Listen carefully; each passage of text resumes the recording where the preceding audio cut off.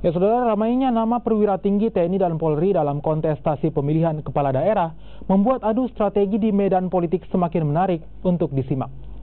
Saya, yaitu Majen TNI Purnawirawan TB Hasanuddin.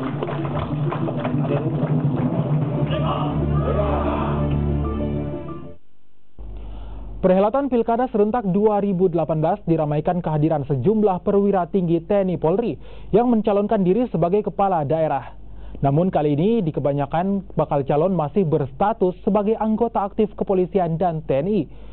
Fenomena ini tidak terlepas dari pengesahan Undang-Undang Nomor 7 Tahun 2017 tentang pemilu. Dalam undang-undang tersebut dijelaskan anggota Polri dan TNI tidak perlu menanggalkan jabatan sebelum resmi mendaftarkan diri sebagai calon kepala daerah. Ketua Bawaslu Abhan mengatakan pihaknya tengah memfinalkan draft peraturan Bawaslu yang mengatur tentang pengawasan netralitas aparatur sipil negara, TNI dan juga Polri. Dalam peraturan Bawaslu tersebut akan diatur bagaimana ASN, TNI dan Polri yang sudah mendaftarkan diri dan diusung partai politik tidak menggunakan institusi mereka untuk memobilisasi kepentingan politik masing-masing. Pilkada Serentak 2018 membuat calon jenderal lebih mudah terdeteksi oleh publik. Hal ini berkat teknologi media sosial dan pemberitaan media dalam proses pencalonan kepala daerah.